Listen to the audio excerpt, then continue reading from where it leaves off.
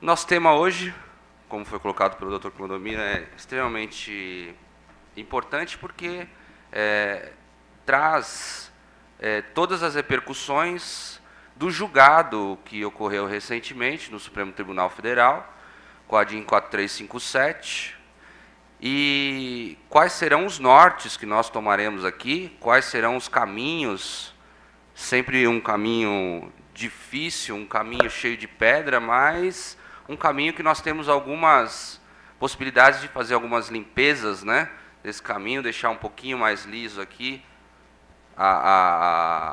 o local da nossa caminhada, para que na sequência possamos tomar algumas atitudes, né.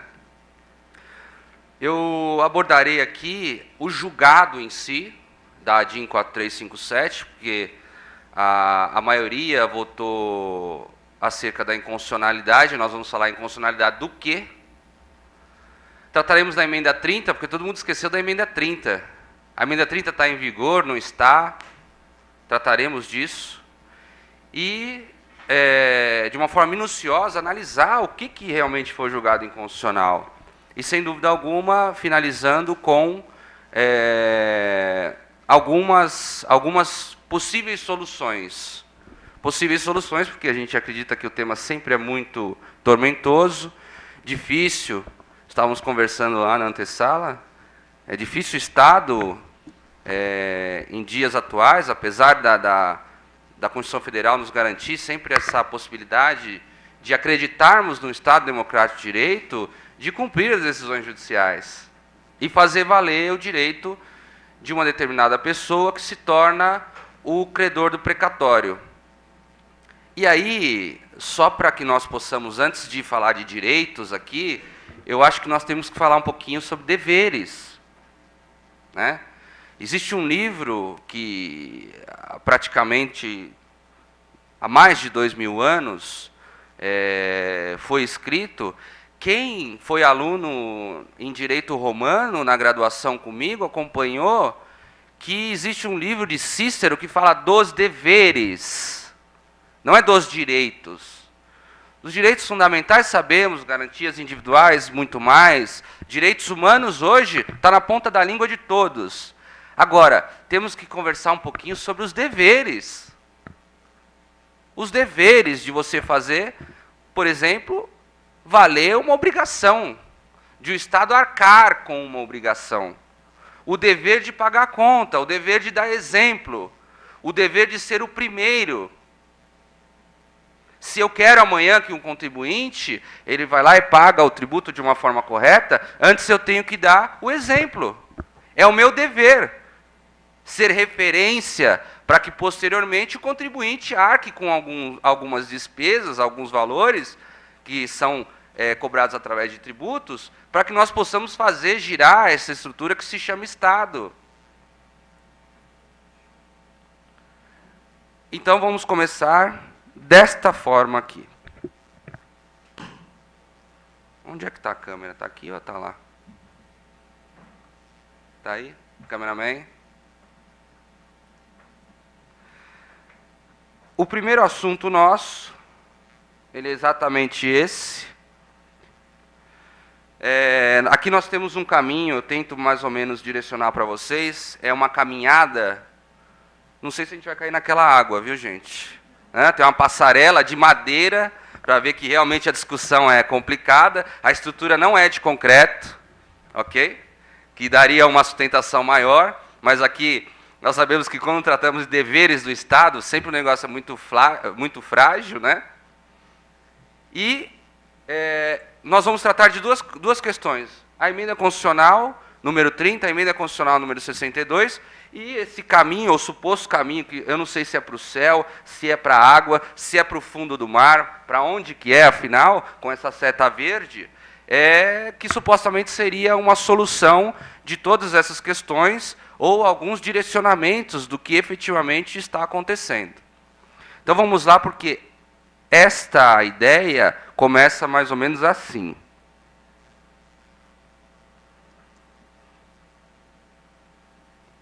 No Supremo Tribunal Federal, esta casa que nos faz valer o direito, esta casa que julgou recentemente a ação direta de inconstitucionalidade 4357, esta casa que nos ensina, no julgado 4357, inconstitucionalidade por arrastamento.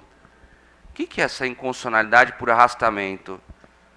Vejam, os dispositivos do ADCT, artigo 97, alguns foram julgados inconstitucionais.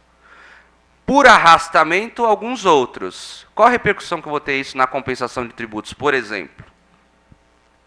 Esta casa que faz valer os nossos direitos e faz, sem dúvida alguma, através de decisões judiciais, valer os deveres do Estado. E aí, nós temos dentro dessa casa uma discussão muito interessante, porque quem acredita aqui, por favor, levante a mão, vamos ser um pouquinho participativo e rapidamente, que a emenda constitucional número 30 está em vigor ainda. Colega aqui, mais alguém? Olha lá, o colega pode estar certo, hein? E a emenda 62, está em vigor? Também? Ninguém entende que a emenda 62 está em vigor? Os outros colegas? Vamos estudar exatamente essas questões. Qual que é a repercussão? Foi julgada inconstitucional a emenda 30? Foi julgada inconstitucional a emenda 62 e por consequência haveria inconstitucionalidade da emenda 30? Isso que nós vamos analisar a partir de agora.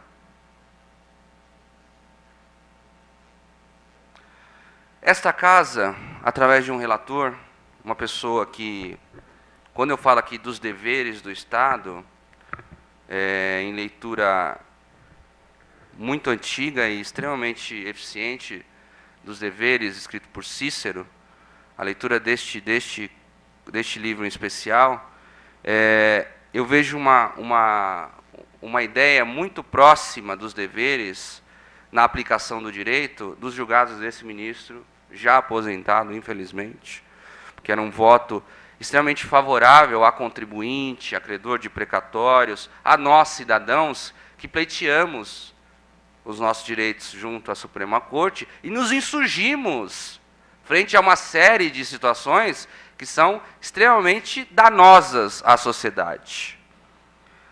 Mas antes de sair, ele deu o voto dele e a maioria acompanhou. Na ADIM 4357, que tinha o julgamento de várias ADIMs, estávamos comentando lá, encabeçados por associações de magistrados, inclusive, e ele coloca assim: fica evidente que o montante atual da dívida é resultado do descaso dos governantes com as decisões judiciais. Vejam, quem teve a oportunidade de acompanhar alguma outra palestra minha, eu já coloquei inúmeras vezes que este assunto, não estamos a falar aqui de questões políticas, em nada político, totalmente jurídico. Aplicação de uma Constituição, aplicação de dispositivos constitucionais, viabilidade ou não de recebimento de precatórios, possibilidade ou não de cessão de precatórios, viabilidade ou não na satisfação de um determinado tributo com o próprio precatório de uma entidade que é a mesma, a devedora e a credora. Então, nós estamos aqui a falar de uma questão estritamente jurídica, porque está encabeçado este assunto desde o ano de 1934, e vejam, nós estamos há quase 100 anos a discutir esse assunto em matéria constitucional. Em matéria constitucional, nós temos a tratativa do assunto precatórios desde 1934, constitucionalmente, falando. Agora, levando em consideração que não vivemos no estado do laissez-faire, laissez-passer, onde tudo se pode fazer, onde se tudo pode, se tudo faz. Onde não vivemos naquele estado em que Ferdinand Lassalle falou que uma Constituição é uma mera folha de papel. Aliás, compartilhando com a presidência de todos aqui, hoje, pela manhã, quando estava vindo para cá, na CBN, estavam discutindo uma questão voltada à Comissão de Direitos Humanos, a possibilidade ou não de aplicação dos direitos humanos nas questões dos presídios. Eu não vou entrar aqui na questão dos presídios, mas é uma questão pontual, porque presídio e pagamento de dívida do Estado, você faz uma comparação igualitária. Tudo é dever do Estado, ou seja, é dever do Estado criar presídios suficientes para que as pessoas estejam lá de forma digna. É dever do Estado arcar com as dívidas devidas para que as pessoas recebam seu dinheiro, seja assegurado seu direito de propriedade e automaticamente seus direitos fundamentais e os direitos humanos estejam em cumprimento de acordo com cortes europeias de direitos humanos, com documentos viabilizados através de acordos entre vários estados sobre direitos humanos, o que de fato não é feito. Então nós temos que dar efetividade à norma constitucional. E quando nós falamos em aplicação, em juridização da norma constitucional, ou de um determinado dispositivo para que possa ser aplicado de uma forma efetiva, ou seja, é aplicado o direito de uma forma em que faça valer aquele direito. Em que eu tenho uma satisfação no recebimento, por exemplo, de um determinado crédito. E aí, nessa linha, é que eu dou uma evidência a esse voto. Novamente, não de uma questão política, mas de uma questão jurídica. Porque quando você aceita assinar um determinado documento, você traz esse documento para o seu ordenamento jurídico. E aí, qual que é a leitura que nós fazemos de Estado, de ordenamento jurídico e tudo mais? Nós temos um determinado núcleo de pessoas. Determinado núcleo de pessoas que, reunida e politizadas, elas criam um determinado poder, que se chama poder constituinte. Este poder constituinte, ele cria, não o Estado, não neste momento, ele cria uma Constituição. Uma Constituição que, por sua vez, traz o Estado. E, por sua vez, traz o ordenamento jurídico e a aplicabilidade das normas. Vocês entendem como que funciona, mais ou menos, essa sistemática?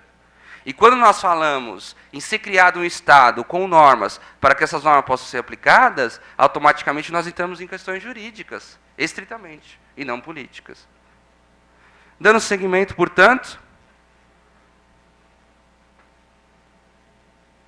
essa é a visão que nós temos, sendo que nós iremos para o lado direito ou esquerdo?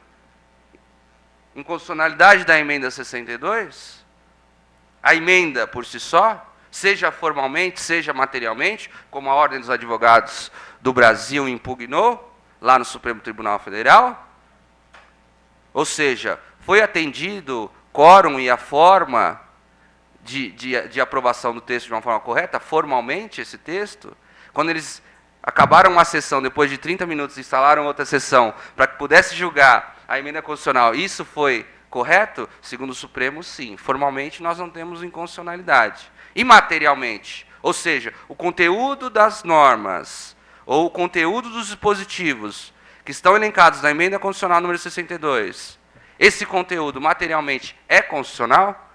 E aí entra essa discussão. Que, por sua vez, nós não podemos esquecer desse assunto. A inconstitucionalidade ou não da emenda constitucional número 30. Já foi julgado inconstitucional? O que foi julgado, afinal, na emenda constitucional número 30? Tem uma medida cautelar lá, com pedido de efeito suspensivo. Vai ser julgado ou não vai? É exatamente esse assunto que nós vamos adentrar agora, até chegarmos nas soluções, ou possíveis soluções, para esse tema. Vejam, isso é um iceberg. Aliás, dividindo essa imagem com a minha noiva, numa apresentação, porque antes você bota dentro de casa a apresentação para ver se é aprovado, né? Que se não é aprovado dentro de casa, você já aborda. Né? Então, numa apresentação, eu falei, o que você acha desse iceberg? Olha que imagem linda. Você sabia que esse iceberg é uma das imagens mais utilizadas em todas as apresentações? Não é possível. Falei, achando que, nossa, olha que imagem. Mas, para quem não analisou ainda essa imagem, vejam, a discussão nossa é só a ponta do iceberg. E nós temos, e aí, me permita, cameraman, nós temos aqui a necessidade de pegar este pontinho aqui e destrinchá-lo, destrinchar totalmente.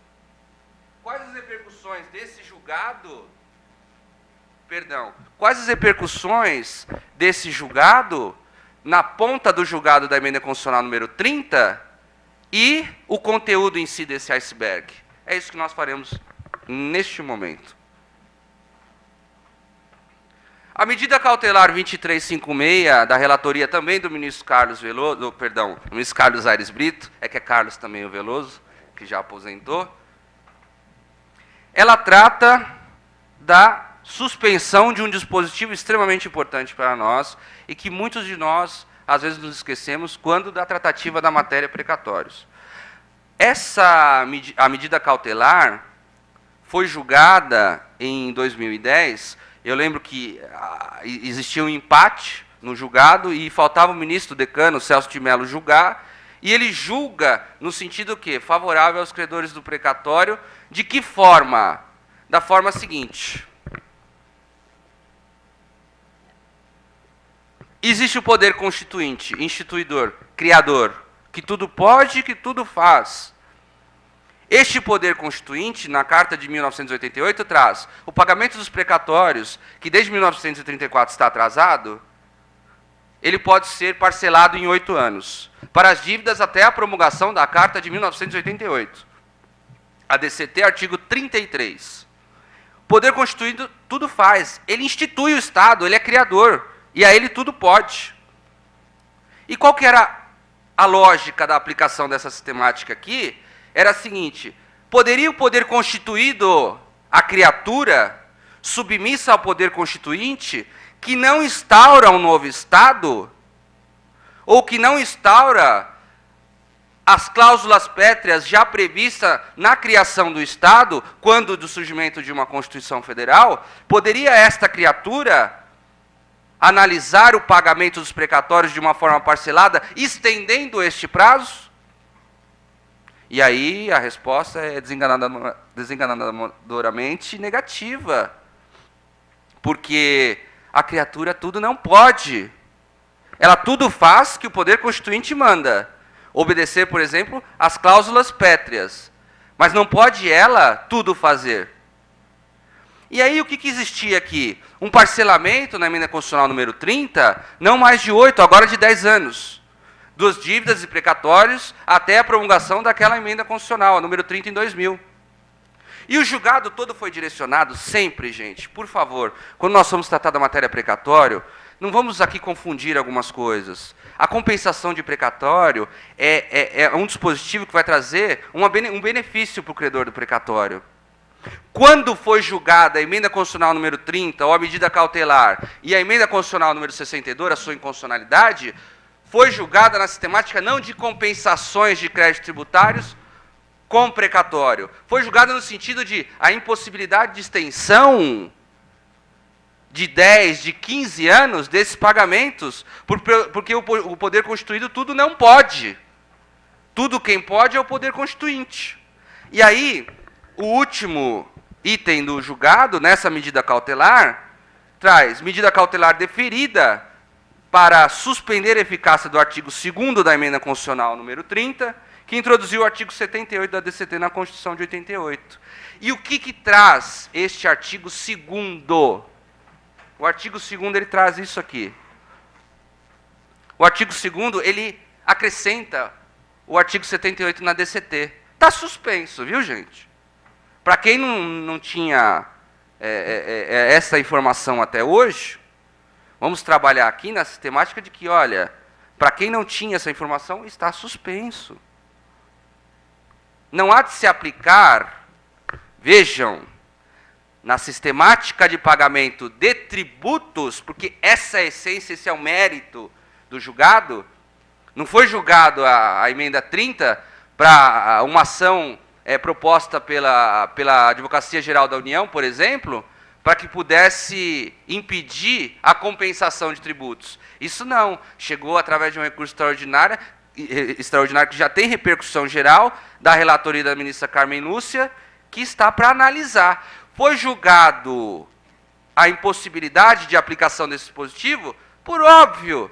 na impossibilidade de estender o prazo de pagamento dos precatórios, porque ofenderia um direito adquirido, ofenderia uma sentença transitada em julgado, ofenderia o princípio da separação dos poderes, porque existe já um julgado favorável do Poder Judiciário, em que não pode o Legislativo simplesmente chegar lá e rasgar aquela sentença e criar uma nova sistemática.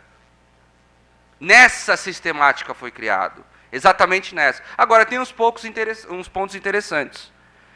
Porque aqui no artigo 78 falava, ressalvados os créditos definidos em lei como de pequeno valor e os de natureza alimentícia, ou seja, créditos fundamentais, essenciais, para que a pessoa possa ter vestimenta, possa ter alimentação, a pessoa possa arcar com despesas ordinárias. Estes créditos de natureza alimentícia, para que a pessoa possa ter automaticamente o recebimento, este não entrava na sistemática dos 10 anos. Não entrava, porque a Procuradoria da Fazenda Nacional, a Advocacia Geral da União, eles alegavam exatamente o contrário. Olha, ressalvados os RPV e o precatório de natureza alimentícia. Ao contrário, ressalvados para não pagarem 10 anos. Por favor, façamos a leitura correta do dispositivo. Agora, no que toca às ações ajuizadas até 31 de dezembro de 99, por que não a ação ajuizada no dia 1º de janeiro de 2000? Ofende de uma forma direta a isonomia, por óbvio que foi suspenso isso. Nós teremos que ver a sequência. A possibilidade, no parágrafo 2º que nós chegaremos, do poder liberatório do precatório, e a possibilidade de cessão de crédito. Isso, por consequência, também estaria suspenso? Nós teremos que analisar isso. E nós verificaremos. Parágrafo 2º. Está dando para ler aí? Como é que está? Ótimo. Eu vou ler e vou explicar para vocês em todo sentido. Parágrafo 2º trazia a possibilidade de poder liberatório do pagamento de tributos na hipótese de inadimplemento ou não no pagamento ou impossibilidade de pagamento do Estado dessas dívidas de extrema valia. Vejam, até agora foi aplicado esse dispositivo. Está suspenso? Está suspenso. Mas isso é pró-credor do precatório. Isso ainda se aplica? Nós verificaremos isso.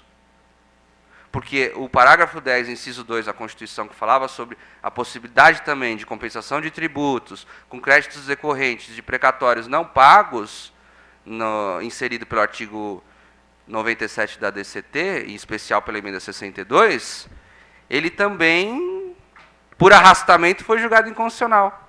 Como que nós trataremos isso? Teremos que verificar o que significa essa inconstitucionalidade por arrastamento e reverberação.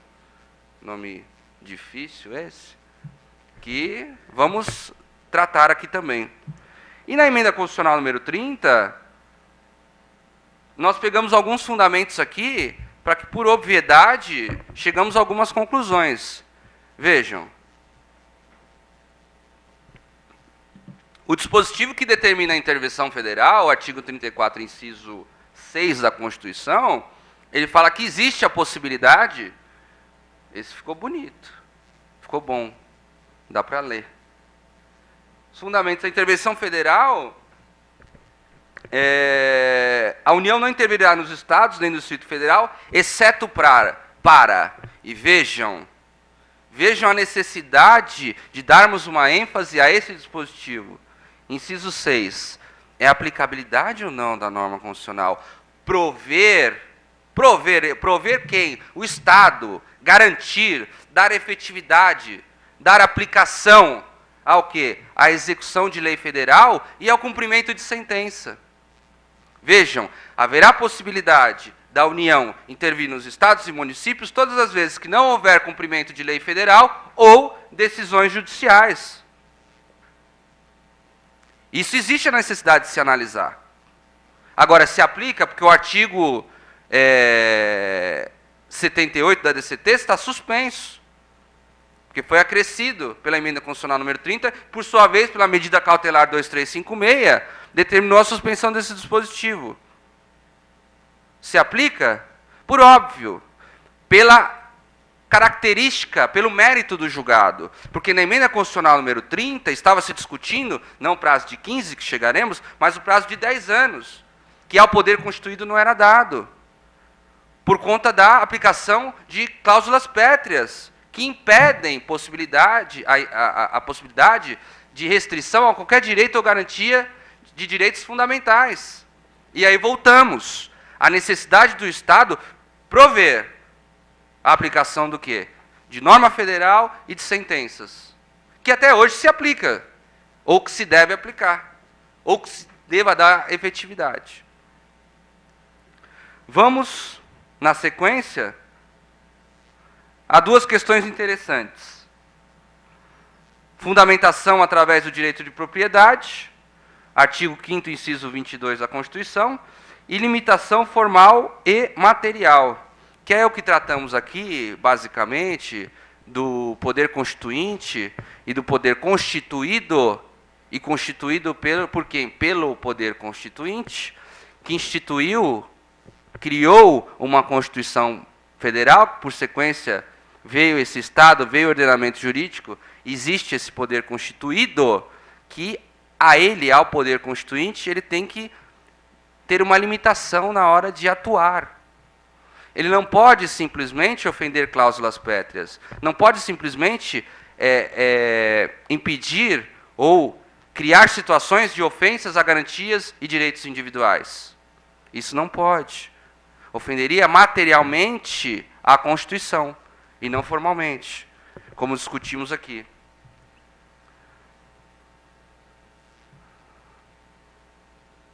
Inconstitucionalidade da emenda 62. Temos colegas que manifestaram pela inconstitucionalidade da emenda 62. Mas alguém entende que a emenda 62 é inconstitucional ou não? Então é tudo válido da emenda constitucional? Vamos lá a seguir. Na inconstitucionalidade da emenda constitucional ou não, vejam, a emenda constitucional número 30, só para finalizar, ela não foi julgada inconstitucional ainda. Ela foi suspenso o artigo 2º dela, que dava ênfase no artigo 78. Em especial, a forma de pagamento dos precatórios, que criava uma situação ofensiva a direitos e garantias individuais destes credores. Na inconstitucionalidade da emenda 62, a gente poderia tratar tecnicamente disso? Por óbvio que não. Porque alguns dispositivos da emenda constitucional número 62 foi julgado inconstitucional. Não declaro, posto isso, declaro a emenda constitucional número 62 inconstitucional. Não foi julgado assim. E nós verificaremos, vamos destrinchar agora, vamos trazer de uma forma minuciosa o julgado do ministro Carlos Aires Brito e procurar entender para que possamos chegar a algumas conclusões. E aí trago aqui outro iceberg. Esse é bonito também. Esse com mais detalhes, porque a emenda 62 trouxe mais detalhes também. A emenda 62 trouxe novos argumentos, novas questões, que por consequência nós temos que analisar também. A ponta do iceberg é o voto do ministro Carlos Aires Brito, e esta é a essência da nossa palestra, as repercussões que este julgado trouxe, que é a DIN 4357, o que existiu no julgamento da DIN 4357, o que de fato foi julgado inconstitucional, o que existe ainda no ordenamento jurídico ou não, e quais seriam as consequências, as repercussões deste julgado. Passamos a análise exatamente da parte dispositiva do voto do ministro Carlos Aires Brito, que traz assim: por todo o exposto, julgo parcialmente procedente a ação para o fim de... Por que parcialmente procedente? Primeiro, porque já a ordem impugnava aquela questão do julgamento, da inconstitucionalidade formal já. E, materialmente, a ordem, inclusive, impugnava mais questões, que praticamente tudo foi apreciado e acolhido pelo julgado do ministro, que foi acompanhado pelos demais ministros da Suprema Corte. procedente à ação direta inconstitucional para o fim de declarar a inconstitucionalidade da expressão na data da expedição do precatório contida no parágrafo 2º do artigo 100 da Constituição. Na data da expedição do precatório. O que traz o parágrafo 2º? O parágrafo 2º traz aqueles débitos de natureza alimentícia que teriam uma preferência para pessoas com doença grave e idosos que, na data da expedição dos precatórios, e isso foi julgado inconstitucional, na data da expedição dos precatórios, tinha 60 anos ou mais. E aí eu pergunto para vocês, e aquele titular do precatório, doutor Clodomiro, que já tem 80 anos, tem o seu precatório expedido, não pago por óbvio, ele vai ter essa benesse, segundo o texto constitucional? E aí se criou uma situação completamente desfavorável no que toca o princípio da isonomia. Isonomia porque é igualdade proporcional. E proporcionalmente não haveria aqui aplicação do princípio da isonomia, porque vejam, na data da expedição dos precatórios, quem tivesse 60 anos ou mais, na data da expedição, processo todo criado, trânsito em julgado, expede-se o precatório, eu tenho 60 anos ou mais, eu tenho preferência. Agora, eu que tenho 80 anos, que não era mais na data da expedição do precatório, porque eu tenho o precatório já expedido. E não pago pelo Estado devedor. Eu, que tenho 80 anos de idade, e isso é comum, eu não poderia ter a benesse do recebimento do precatório de uma forma antecipada. Então, vejam, não foi declarado o parágrafo 2º todo inconstitucional do artigo 100. O parágrafo 2º, a leitura que devemos fazer é a seguinte: os débitos de natureza alimentícia cujos titulares tenham 60 anos ou mais, ou sejam portadores de doença grave. Porque se eu tenho 60 anos ou mais, eu recebo isso de uma forma preferencial. Por óbvio. Porque dessa forma que existia o julgado, eu não poderia aplicar isso, por exemplo, quem já tinha o crédito, mas já tinha o precatório expedido e tinha mais de 80 anos, mais de 60 anos. Então criava uma desigualdade. Automaticamente foi corrigido isso. O que mais foi julgado? Declarar a inconstitucionalidade dos parágrafos 9º e 10º da Constituição da República, que tratavam basicamente do quê? Daquela chamada compensação inversa. Vejam vocês. O parágrafo 9º e 10º, ele tratava da sistemática da compensação inversa. O que significa? Olha, você é credor de precatório. Você, credor do precatório, pode receber o seu precatório, só que você tem dívida com o Estado. Sabe aquela lei 6.830 de 80, a lei de execução fiscal? Ela não é o meio eficaz para eu, Estado, cobrar suas dívidas. O que eu vou fazer? Eu já vou compensar de imediato. Eu faço aqui o que eu quero. Você, credor do precatório, que fique aguardando aí, porque se eu achar também que você não deve 1 milhão, deve 2, se você não deve 100 mil, deve 120 mil, eu vou descontar o que eu quero. Ora, isso no mínimo era absurdo. Porque nós tínhamos dispositivos, ou pelo menos uma legislação específica, para que a Fazenda Pública possa buscar os seus créditos judicialmente, através da lei de execução fiscal. Nós não tínhamos uma falta de argumentação para que a Fazenda Pública pudesse buscar os seus débitos. Pelo contrário, inclusive posteriormente, no recebimento dos precatórios, esses precatórios poderiam ser penhorados como crédito, quando da aplicação de uma execução fiscal, numa sistemática onde já formou a CDA não é nula, impugna. Aliás, da total situação de conforto e de aplicação da norma constitucional no tocante ao devido processo legal, eu me defendo. Existe a possibilidade de eu, inclusive, oferecer os precatórios para garantia. Mas, em regra, tomo o seu dinheiro e pago quanto quero? Isso não é possível. Por óbvio, foi julgado inconstitucional. Por óbvio. Não haveria o menor sentido de você descontar antecipadamente um valor do credor do precatório para amanhã você pagar o que você quer. E ainda em suaves prestações. 15 suaves prestações, se é que eu vou conseguir pagar em 15 anos, né? Eu, Estado. Estado caloteiro. Estado que não dá o exemplo. Estado que não lê um livrinho de 2000 anos atrás, de Cícero, dos deveres. Mas Estado que é o primeiro a te exigir, pague tributo. Pegue aí um ônibus, um metrô, do jeito que tem aí para vocês.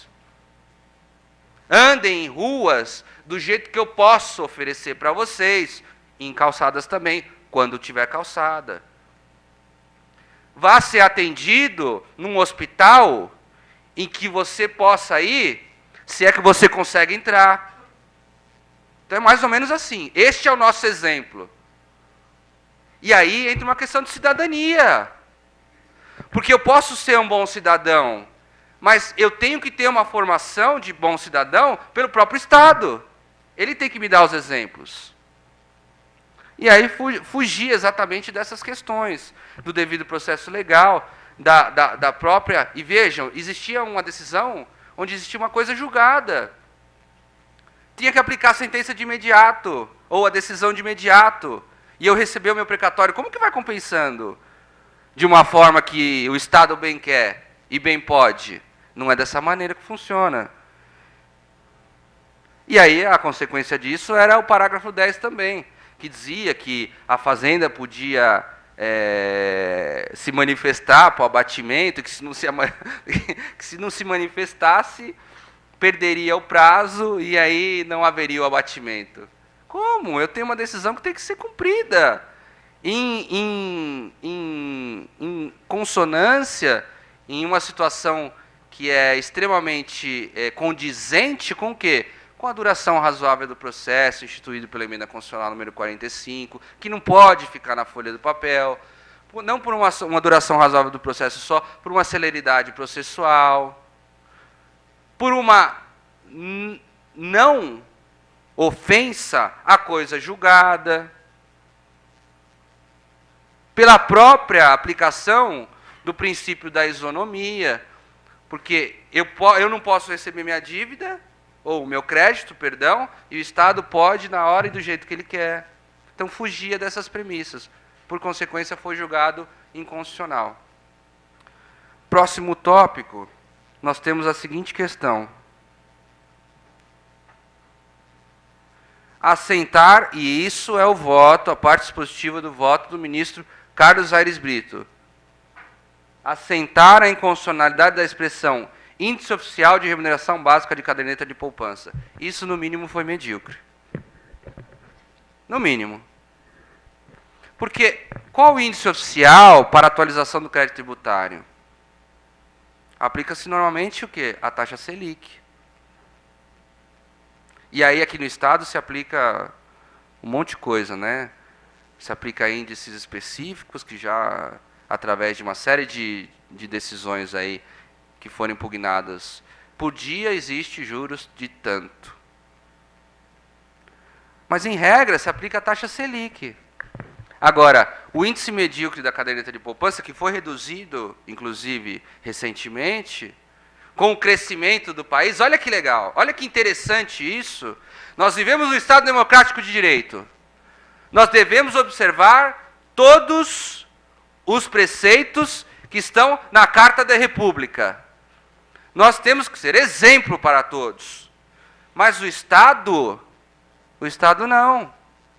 O Estado, na hora que ele vai utilizar uma atualização para correção do débito dele, eu aplico, mesmo em crescimento, uma taxa medíocre da caderneta de poupança, que nós sabemos que é irrisória, que não faz frente à minha dívida, se eu tenho, E se eu não tiver, eu sequer tenho como fazer frente nessa atualização da dívida através da caderneta de poupança com a inflação que nós temos. E sempre tivemos e sempre teremos. É uma inflação diferenciada, por exemplo, da época do presidente Collor, por óbvio que é. É mais controlada, por óbvio, desde do governo Fernando Henrique Cardoso. E durante todos esses quase 12 anos, ou mais de 12 anos. Agora, mais de 20 já. Itamar Franco, exatamente. Agora, chegarmos a uma conclusão que a inflação pode corroer a atualização de uma dívida do Estado, nós teríamos aqui um equilíbrio econômico nessas contas? Eu teria o recebimento de fato, ou o recebimento real do valor que eu deveria receber? A resposta, de novo, é desenganada, de uma forma desenganada, negativa.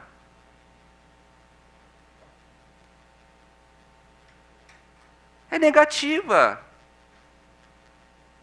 Desenganadoramente negativa. Passamos a mais um item da inconstitucionalidade. No item C do voto do ministro, ele ainda julga a inconstitucionalidade do inciso 2, do parágrafo 1º e do parágrafo 16, ambos do artigo 97 da Constituição Federal, basicamente para julgar inconstitucional o quê? A nova moratória de 15 anos. Não tem o menor sentido. O Poder Constituinte podia, naquela época, instituir uma nova Constituição. Ele pode agora arcar com as dívidas do Estado em 8 anos. É uma nova Constituição. É uma nova ordem. Aqui o Poder Constituído poderia adotar um regime de 15 ou de 10, como foi criado? Por óbvio que não.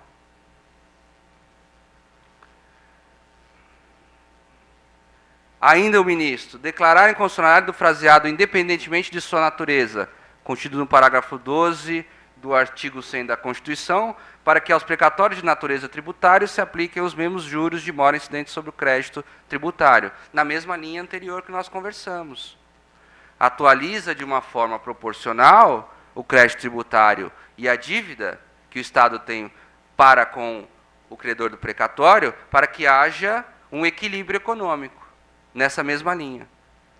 Passamos a mais um dispositivo. O ministro ainda declarou a inconstitucionalidade por arrastamento de um item, o artigo 5º da Lei 11.960, e nós vamos tratar dessa inconstitucionalidade por arrastamento, para que vocês tenham muito claro isso,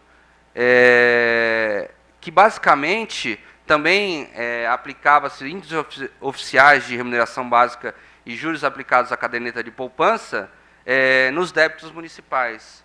Então, essa discrepância foi, inclusive, aplicado na Lei 11.960, que nós entraremos na Lei 2.431.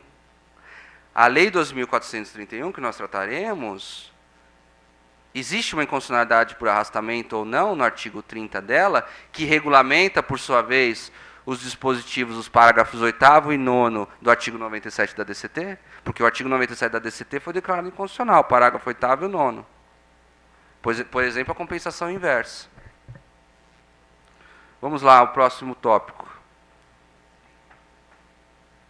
Assentar a inconstitucionalidade do parágrafo 15 do artigo 100 da Constituição, que diz exatamente o quê?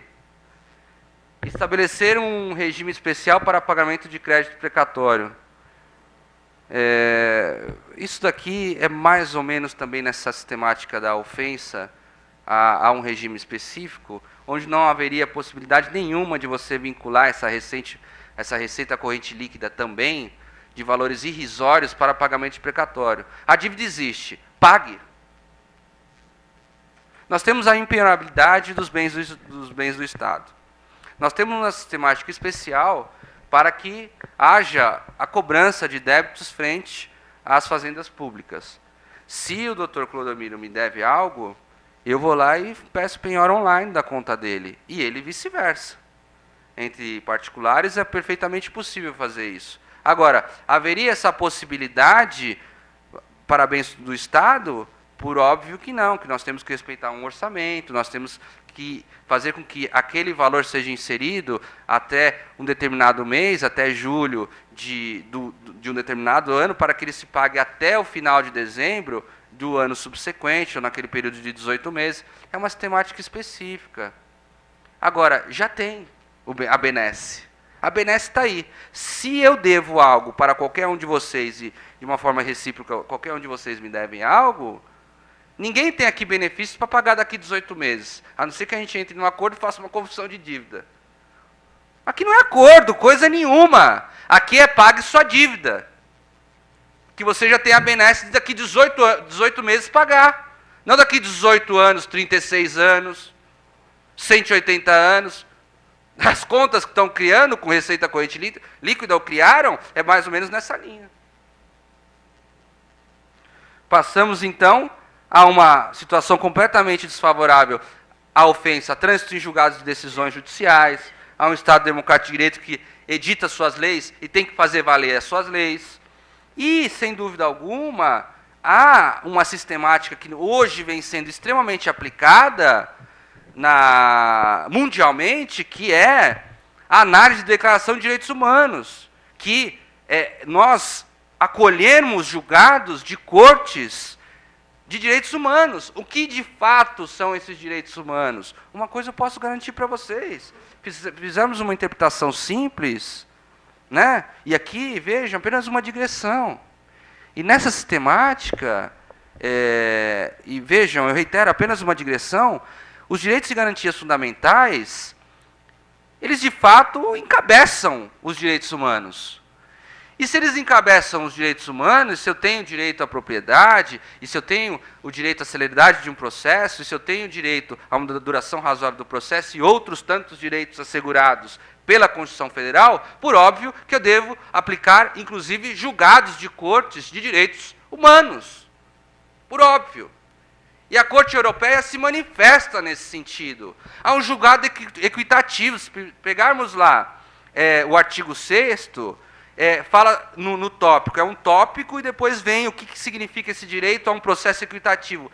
Fala que um processo equitativo é um processo célere. É um processo que ele tem uma duração razoável. E por óbvio que duração razoável, tudo bem, você não me pagou em 18 meses. E como a gente tem acordos aqui com uma série de outras pessoas, hoje eu não consigo te pagar, não entrou meus honorários, te pago daqui uma semana. Isso é razoável. Para o Estado eu não conseguir pagar em 18 meses. Ah, tá bom, vou pagar daqui 20, vai pagar em 24.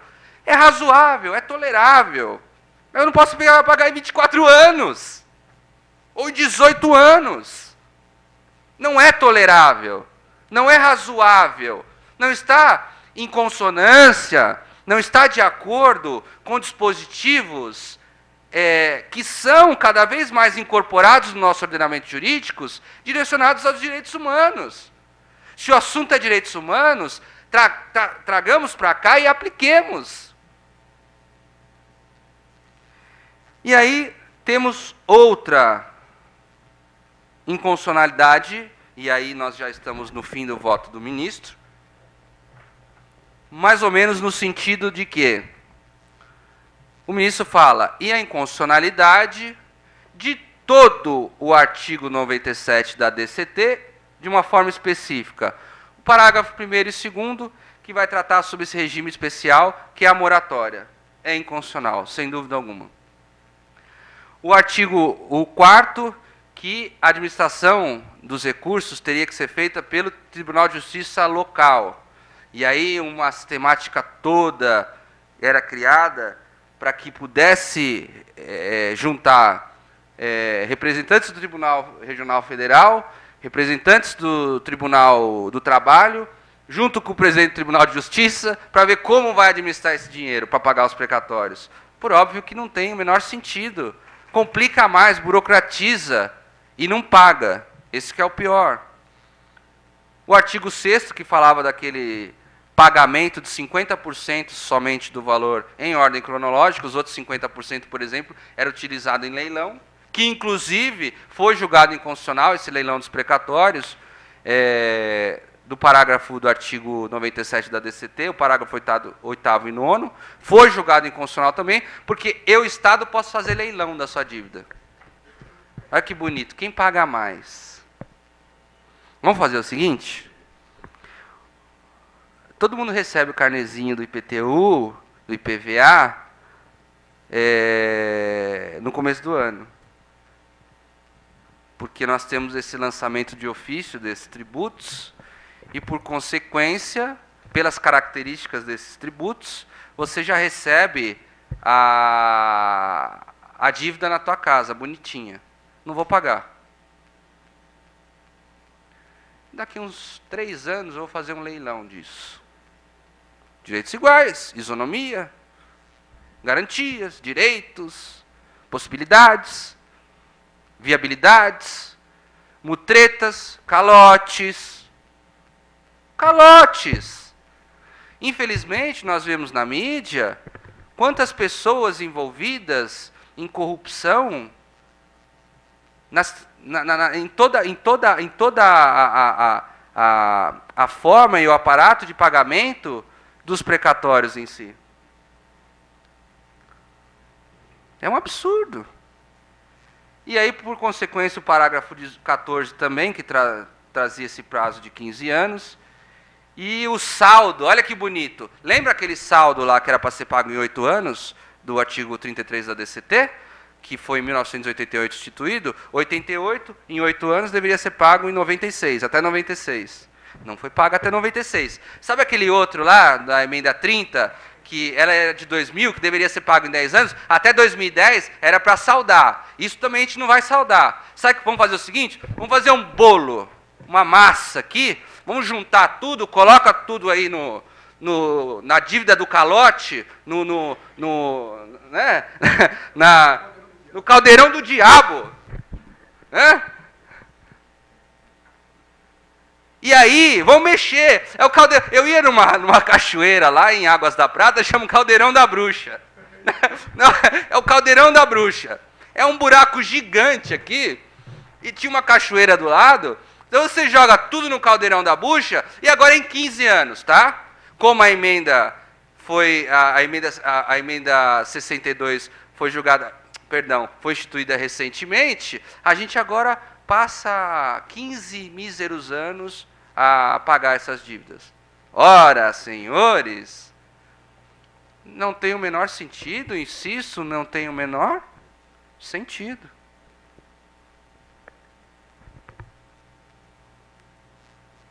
E, por fim, sendo os demais dispositivos julgados inconstitucionais por arrastamento ou reverberação normativa. Entremos nesse assunto para caminharmos ao final desse nosso bate-papo. Quando tratamos no julgamento de inconstitucionalidade por arrastamento ou reverberação normativa, nada mais é o seguinte: imaginem uma lei que é criada por conta de uma determinada outra lei. Vejam, às vezes, eu lembro que foi julgado inconstitucional um determinado dispositivo do Código de Defesa, algo que tinha era uma sanção política aplicada ao contribuinte, que tinha a dívida fiscal, a DIN 1736 da relatoria do ministro Joaquim Barbosa, em que você tendo dívida para com o Estado, você não poderia mais exercer a atividade da sua empresa. Como? Eu dou um exemplo para vocês. Quer um exemplo de sanção política? Uma empresa de transporte, ela precisa das notas fiscais para trabalhar. Notas estas que são autorizadas, é chamado AIDFs, Autorização de Impressão de Documentos Fiscais, que são impressos, na verdade, essa autorização é dada pelo ente público a uma determinada gráfica eleita pela transportadora. Por quê? Você só pode emitir tantas quantas notas forem autorizadas pelo Estado. E aí, essas notas, por consequências, depois a gráfica faz e te entrega para que você possa atuar. normalmente, no exercício das suas atividades. Sabe o que o Estado faz? Impede a impressão ou a autorização de impressão dessas notas, e a autorização não chega lá na gráfica, por consequência você não tem mais as notas, porque você está devendo tributo. Isso é uma sanção política. O decreto que regulamenta isso, que ele vem regulamentar como será essa sanção política, ele é decorrente, ele advém de uma norma inconstitucional. Por arrastamento, nós tragamos para cá este decreto inconstitucional que regulamenta um determinado artigo ou uma norma inconstitucional, e aí, por arrastamento, nós declaramos também a sua inconstitucionalidade. É dizer, se eu tenho um determinado dispositivo inconstitucional, ou uma lei em que quase todos os artigos é julgado inconstitucional, ficar 2 artigos, 3 artigos esparsos nesta lei, não tem o menor sentido. Por arrastamento, você julga a inconstitucionalidade. Ou, como o ministro Carlos Aires Brito trata, de reverberação normativa. Aí entra nessa sequência que nós vamos colocar aqui. Nesses dramas todos, analisados só como uma ponta do iceberg, porque nós sabemos que a consequência disso é muito maior. Nós trazemos... Opa! Voltou tudo, hein, gente? Tudo inconstitucional. Eu estou igual o professor Sacha, que de uma forma bem interessante, ele traz muita inconstitucionalidade. Passamos por todas as inconstitucionalidades já. Perdão. E aí chegamos ao final com a inconstitucionalidade ou por arrastamento ou reverberação normativa. Isso foi trazido pelo ministro Celso de Mello nessa ADIM 4357. Esse QO é uma questão de ordem trazida nessa ADIM 4357. E o ministro Celso de Mello, ele cita as lições do ministro Canotilho. O ministro Canotilho, extremo conhecedor do direito constitucional, não só português, mas mundial, ele traz o seguinte, que a conexão ou interdependência de certos preceitos com os preceitos especificamente impugnados, ou seja, um determinado preceito ele tem relação com o outro. E se esse preceito, que tem relação com este que é declarado inconstitucional, ele se mantém no ordenamento jurídico, não haveria o menor sentido. Por consequência, você arrastaria ele como inconstitucional também. E aí, eu trago alguns exemplos aqui, na ADIM 1923 do ministro Carlos Aires Brito, na ADIM 1736 da relatoria do ministro... Na medida cautelar é o ministro Moreira Alves, mas o relator da ação direta é o ministro Joaquim Barbosa. E aí eu trago para vocês inconstitucionalidade da Lei 2.431, inconstitucionalidade total ou do artigo 30. Infelizmente, nós temos algumas leis que elas abordam um monte de outros artigos e um tanto quanto de atualizações de outras normas. Eu edito lá uma norma que vai atualizar a lei, a emenda tal, a lei que trata sobre o consumidor, a que fala sobre o cachorrinho, a que fala sobre o caldeirão da bruxa também, que trata de tudo. Né? Infelizmente, nós temos essa aplicação de uma forma equivocada. E o artigo 30, ele traz a redação, ou como que haveria aquela compensação inversa, em que a Fazenda poderia retirar ou compensar os valores do credor de precatório. Nós entendemos que, por arrastamento, haveria também constitucionalidade desses dispositivos. Tanto do artigo 30 e os demais, que regulamentam essa situação completamente inviável, que é a da compensação inversa.